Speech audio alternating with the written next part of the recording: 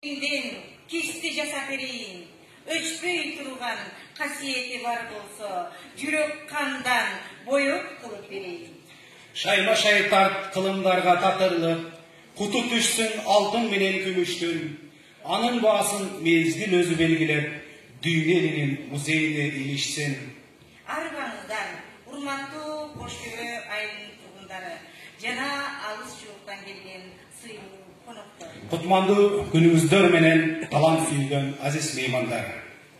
Бүгүн Иримжит өрөөнүндө жалпы эле Аксы аймагында чоң майрам. Анткени сүрөт саяпкери Асан Турсункулов Амановичтин 60 жаш курагы. Куш келиңиз куттуу ыйык жериме, кучак жайган кең аксылык элиме, Кош-Төбөдө асыл жерден өтөсүз, алабука чаткал көрктүү төрүмө.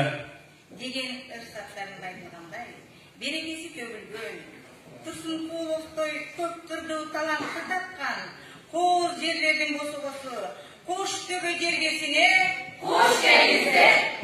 Силердин ордуңардан туруп, мага кол чаап турганыңар не деген керемет, эмне деген күч кубатты менин көкүрөгүмө толтуруп атасыңар.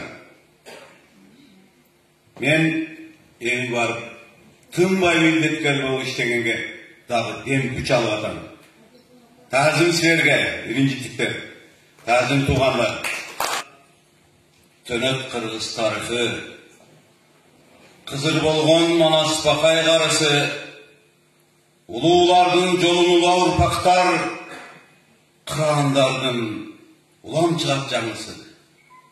Дал ушундай уул кызы барында уюткулуу элдин сынбайт намысы дейт кыргыздар. Эгер бир өрөөндөн бир акылдуу адам чыккан болсо, эл ошого баш ийип сөзүн угат. Бир өрөөндөн бир баатыр чыккан болсо, эл бейбергеден кабатырсыз жашайт. Анткени падыша убактылуу эл башкарышы мүмкүн, тарыхта убактылуу айтышы мүмкүн. Бирок өнөр адамы кылымдан кылымга, кыяматка чейин айтылып, элин даңктап, көз өтсө да даңктап кете бере турган улуу инсандар болот экен.